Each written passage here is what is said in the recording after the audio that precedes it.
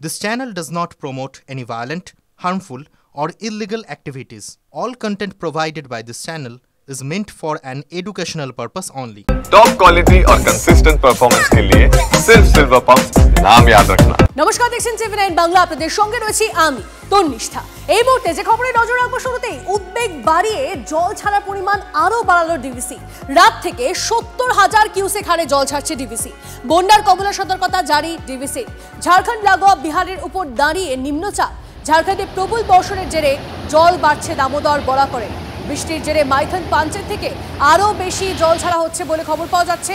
ফলে নিম্ন দামোদর ও মুন্ডেশ্বরীতে জলস্তর আরও বাড়ার আশঙ্কা। জয়ন্ত আমাদের প্রতিনিধি আমাদের সঙ্গে রয়েছে। জয়ন্ত থেকে আরও এই মুহূর্তের আপডেটটা জানবো, জল ছাড়ার পরিমাণ কতটা বাড়িয়েছে ডিভিসি জানবো। জয়ন্ত, দেখো, মাইথন এবং পাঞ্চের জলাধার থেকে এই মুহূর্তে ৭০,৫০০ কিউসেক জল ছাড়া হচ্ছে। তেনুঘাট থেকে জল ছাড়ার ফলে মাইথন থেকে মাত্র ১,০০০, কিন্তু পাঞ্চের থেকে ৬৯,৫০০ কিউসেক হারে জল ছাড়ছে। সেই জল যখন দুর্গাপুরে এসে পৌঁছাচ্ছে, দুর্গাপুর থেকেও জল ছাড়ার পরিমাণ দফায় দফায় বাড়ানো হচ্ছে। দুর্গাপুর ব্যারেজ থেকে ইতিমধ্যেই ৭০,০০০-এর বেশি কিউসেক জল ছাড়া হচ্ছে। এই মুহূর্তে আমরা যেটা জানতে পেরেছি যে জল ছাড়ার পরিমাণ বিকেলের দিকে আরো খানিকটা বাড়তে পারে। ঝাড়খণ্ড এবং বিহারে যেহেতু বৃষ্টি হচ্ছে, সেই বৃষ্টির জল উপর দামোদরে অর্থাৎ মাইথন এবং পাঞ্চের জলধারে সেই জল এসে পৌঁছালে, সেই জল আবার যখন ছাড়া হবে দুর্গাপুর ব্যারেজে পৌঁছালে সেই জল ছাড়ার পরিমাণ আরো বাড়ানো হতে পারে। এবং যেটা জানা যাচ্ছে, আজকের মধ্যে হয়তো ৮০,০০০ কিউসেকের বেশি জল ছাড়া হতে পারে। সেক্ষেত্রে আমাদের রাজ্যে হাওড়া এবং হুগলি দামোদর তীরবর্তী যে অঞ্চল অর্থাৎ আমতা, উদয়নারায়ণপুর, খানাকুল, আরামবাগ, এই জায়গাগুলো কিন্তু বানভাসী হতে পারে। যদিও আমাদের রাজ্যের আকাশ কিন্তু এখনো কিন্তু বৃষ্টির কোনো সম্ভাবনা নেই, কিন্তু এই দামোদরের ছাড়া জলে অর্থাৎ ডিভিসির ছাড়া জল এবং দুর্গাপুর ব্যারেজ থেকে সেচ দপ্তরের ছাড়া জলে কিন্তু বানভাসী হওয়ার সম্ভাবনা রয়েছে। বেশ, নজর রাখো জয়ন্ত, ধন্যবাদ। এদিকে চন্দ্রকোনার পর ডুবলো ঘাটাল। ঘাটালে আড়গোড়া চাতাল এলাকায় জলের তলায় রাজ্য সড়ক, বিচ্ছিন্ন যোগাযোগ। প্লাবিত ঘাটালে বাড়ছে জল, বিপর্যস্ত জনজীবন। শিলাবতী ও ঝুমি নদীর জলস্তর বেড়ে প্লাবিত ঘাটাল পুরো এলাকা সহ পঞ্চায়েতের বিস্তীর্ণ এলাকা। জলে ডুবেছে ঘাটাল স্বাস্থ্যকেন্দ্র, রাজ্য সড়ক, পুরসভার ঢালাই রাস্তা, একাধিক ঘরবাড়ি, বিঘার পর বিঘা চাষের জমি।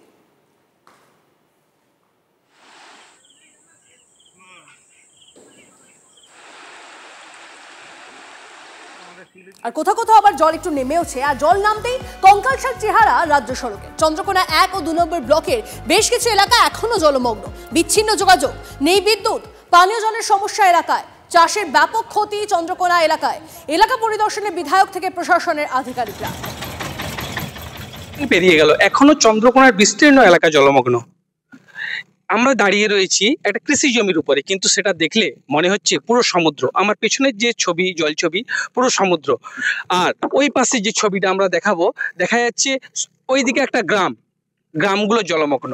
মানুষকে যদি যাতায়াত করতে হয়, এখানে ডিঙি বা নৌকোর কোনো ব্যবস্থা নেই। কোনো সমস্যায় পড়লে এই সিভিল ডিফেন্সের কর্মীরা তারাই কিন্তু তাদের নিয়ে যাচ্ছে জরুরি কাজের ক্ষেত্রে। কারো কোনো অসুস্থতা, তারা নিয়ে যাচ্ছে। ইতিমধ্যেই চন্দ্রকোনা বন্যা পরিদর্শন করে গেছেন আগামীকাল মন্ত্রী মানস রঞ্জন ভূঁইয়া, জেলা প্রশাসনের একাধিক আধিকারিকেরা। তবে প্রশাসন সূত্রে যেটা জানা যাচ্ছে, চন্দ্রকোনার জলস্তর কিছুটা কমতে শুরু করলেও ঘাটালের বন্যা কিন্তু উদ্বেগ বাড়াচ্ছে। এখন দেখার কবে স্বাভাবিক ছন্দে ফিরে এই ঘাটাল মহকুমা। পশ্চিম মেদিনীপুরের ঘাটাল থেকে অসীম বেরা, টিভি9 বাংলা। পরিস্থিতি খুবই খারাপ। উঁচু জায়গা থেকে জল নিচু জায়গায় নামছে। জল এখনো জলমগ্ন, চতুর্দিকে জলমগ্ন। আর রাস্তার অবস্থা, বহাল অবস্থা খুবই খারাপ। পরিস্থিতি এখন এই তো এরকম, রাস্তাঘাট সব ভেঙে সব বন্যায় ধুয়ে নিয়ে চলে গেছে। বাদাম, তিল, মানুষের বহু ক্ষয়ক্ষতি হয়েছে। এখনো জল প্রচুর জায়গায় জায়গায় জল জমা হয়ে রয়েছে। জল এখনো এসছে, জমি জায়গা সব তো হয়ে গেছে, একদম পুরো একবার ধুয়ে নিয়ে চলে গেছে। জল কিছুটা নেমেছে, এখনো বিভিন্ন এলাকার জলে প্লাবিত আছে। ঠিক আছে, রাস্তাঘাট যাতায়াত করা যাচ্ছে না, পুরো রাস্তা পুরো ছিন্ন ভিন্ন হয়ে গেছে। মানে একটা মেন রাস্তা, মানে শ্রীনগর থেকে পলাশসাবড়ির মেন রাস্তা। এই রাস্তার উপর রসকুন্ডু, মহেশপুর একটা মেন যাতায়াতের যোগাযোগ রাস্তা। পলাশসাবড়ি, গড়বেতা মেন যা রাস্তা পুরো ধুয়ে মুছে সাফ করে দিয়েছে। চন্দ্রকোনা 2 এর 3টে জিপি এবং চন্দ্রকোনা 1 এর 5টা জিপি সম্পূর্ণ জলের তলায় চলে যায়। সেক্ষেত্রে প্রচুর ঘরবাড়ির ক্ষতি হয়, প্রচুর কৃষিজ ফসলের ক্ষতি হয়। জল আমাদের 3টে জিপি কমলেও এখনো 5টা জিপি একদম জলের তলায় আছে। আমরা সচেতন আছি।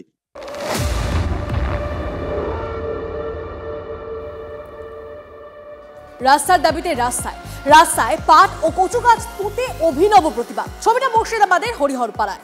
নিশ্চিন্তপুর থেকে রকুনপুর পর্যন্ত চৌমাথা পর্যন্ত প্রায় 4 কিলোমিটার রাস্তার হাল বেহাল। দুটি আইসিডিএস কেন্দ্র ও স্কুলে যেতে এই রাস্তায় ভরসা। প্রতিদিন এই রাস্তায় দুর্ঘটনা ঘটছে বলে অভিযোগ। বারবার পঞ্চায়েতে জানিয়েও কোনো সুরাহা হয়নি বলে অভিযোগ গ্রামবাসীদের। আমাদের নিশ্চিন্তপুর স্কুল থেকে রকুনপুর হাই স্কুল এই রাস্তার একান্তি পিচের দরকার। নিয়ামত শেখকে কতবার বলা হয়েছে, এমএলএ আছে, হয়নি। অঞ্চল সভাপতি, তাও হয়নি। মানে রাস্তাটা টাকা আসছে, ওরা কিন্তু বুক বোঝাই করে খেয়ে নিচ্ছে, বাড়ি গাড়ি এইসব করছে, রাস্তাটা আমাদের একান্তি হচ্ছে না। তাহলে নিয়ামতকে সে ভোট দিব, এরপরে হরিহরপাড়াতেই আসতে দিব না আমরা, যদি এই রাস্তা তাড়াতাড়ি না করে। বৃষ্টি হয়েছিল, জল জমেছিল মাত্রই 8 ঘন্টা ধরুন। জল নামতেই কি হলো, কঙ্কাল সার চেহারা রাস্তার। গড়বেতা 1 নম্বর ব্লকের দুটি অঞ্চলের ছবিটা ঠিক একরকম। চরম সমস্যায় 5টি গ্রামের কয়েক হাজার মানুষ। গড়বেতায় পৌঁছতে গেলে 5 কিলোমিটারের জায়গায় অন্তত 32 কিলোমিটার পথ পেরোতে হচ্ছে। স্কুল বা হাসপাতাল যেতে হলেও চরম দুর্ভোগ। দ্রুত রাস্তা মেরামতির দাবি স্থানীয়দের। একদিনের বন্যা, আর তার ফলে এই গড়বেতা 1 নম্বর ব্লকের রাস্তাঘাটের যে করুণ চিত্র তা কিন্তু বেরিয়ে আসছে। জল নেমে যেতে এক রাত মাত্র জল ছিল এখানে, আর জল নেমে যেতে রাস্তার করুণ দশা বেরিয়ে আসছে। প্রায় 5টি থেকে 7টি গ্রামের মানুষ যাতায়াত করেন এই রাস্তা দিয়ে, কিন্তু এই দুটি জায়গাতে, প্রায় দুটো জায়গা আমরা ছবিতে দেখালাম, এরকম প্রায় 3-4টি জায়গাতে কিন্তু রাস্তা ভেঙেছে। আর রাস্তা ভাঙার ফলে কিন্তু সমস্যা বেড়েছে। সাধারণ মানুষের যাতায়াতের একরকম পথ বন্ধ হয়ে গেছে। সাধারণ মানুষ কিভাবে এই রাস্তা দিয়ে যাতায়াত করবেন সেটা কিন্তু তাদের প্রশ্নের মুখে। একদিকে যেমন ছাত্রছাত্রীদের স্কুল কলেজ যাতায়াতের ক্ষেত্রে অসুবিধা, ঠিক প্যারালাল ওয়েতে সাধারণ মানুষ কেউ যদি অসুস্থ হয়ে যান তাকে কিভাবে নিয়ে যাবেন এখানকার মানুষ, সে নিয়েও কিন্তু চিন্তায় রয়েছেন। শাসনের কাছে করতে চাই যে এই রাস্তা, যে রাস্তা ভেঙে গেছে, যে রাস্তা দিয়ে সাধারণ মানুষের যাতায়াতের রাস্তা, সেই রাস্তা ফের নতুন করে কবে তৈরি হবে, কবে আগের অবস্থায় ফিরে আসবে, এই প্রশ্নগুলোই প্রশাসনের কাছে রাখতে চাই। গড়বেতা থেকে ক্যামেরায় সুজয় নায়কের সাথে দেবব্রত সরকার, TV9 বাংলা। এরকম হেঁটে মানুষ পেরাচ্ছে, কোনো গাড়ি পেরায়নি, কোনো মোটর সাইকেল পেরায়নি, কোনো কিচ্ছু পেরায়নি, ওই হেঁটে যাতায়াত হচ্ছে। সাইকেল ঘাড়ে করে সাধারণ মানুষ বিপদ আপদ হলে এখন এই দিক দিয়ে যাওয়ার কোনো, মানে আমাদের গড়বেতা যাওয়ার কোনো রাস্তা নাই। যাতায়াত দমেই কষ্ট হবে তো, তাহলে এবার মানুষ আমাদের কোনো হয়ে গেলে আমরা কিন্তু আর কোথাও যেতে পারবো না, গাড়ি ঘোড়া আর পেরাবে না। কিছুই নেই, কিছু পুরো টোটাল বন্ধ হয়ে গেছে, যাওয়া নেই। আমাদেরকে ওই পরিকল্পনা আছে, আমাদের বেনাচাবড়া থেকে সে ধাইকা হয়ে ঘুরে ঘুরে আমাদের সে পাশ দিকে যাওয়ার একটি পরিকল্পনা। কত কিলোমিটার ঘুরতে হবে? অনেক ঘুরতে হবে। আশেপাশে যে গ্রাম, সেই গ্রামের প্রচুর ক্ষয়ক্ষতি হয়েছে। আমরা চাইবো দ্রুত যাতে এগুলা ব্যবস্থা হয়। প্রতিশ্রুতি সার, অভিযোগ প্রশাসনের লিখিত আশ্বাসের পরেও হয়নি রাস্তা। বেহাল রাস্তা নিয়ে জেরবার গ্রামবাসী। প্রতিবাদে পঞ্চায়েত প্রধানকে ঘিরে বিক্ষোভ। বর্ধমান কালনা রাজ্য সড়ক অবরোধ স্থানীয়দের। বর্ধমান 2 নম্বর ব্লকের বেগুট গ্রামের রাস্তার হাল খারাপ। দ্রুত সারাইয়ের দাবিতে সরব। পঞ্চায়েত প্রধানের লিখিত আশ্বাসে ওঠে অবরোধ।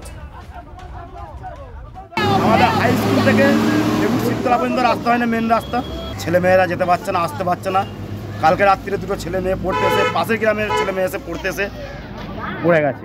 তারা পড়তে আসতে পারে না, তারা আবার ঘরে ফিরত গেছে বাড়ি। কী করবেন? এবার রাস্তার জন্য আমরা সকাল 8টা থেকে এখানে ধর্ণা দিয়ে বসে আছি। গাড়ু পাত্তা নেই, 12টা বাজছে, তখন বাবুরা একে একে ঢুকছে। এই রাস্তাটা মোটামুটি 4 বছর ধরে, মানে বিডিও অফিস থেকে জয়েন্ট বিডিও এসেছিল, ওনারা প্রতিশ্রুতি দিয়ে গেছেন, লিখিত কাগজ দিয়ে গেছেন, কোনো কাজ হয়নি। আবার এখানে পথ অবরোধ করেছি, মানে বাচ্চা ছেলেরা মেন স্কুল, গ্রামের কোনো ছেলে মেয়ে স্কুল যেতে পারছে না। যে রাস্তাটা, এটা যে দাবি ওরা দিয়েছে, ওটা পঞ্চায়েত থেকে কোনোদিনই সম্ভব নয়।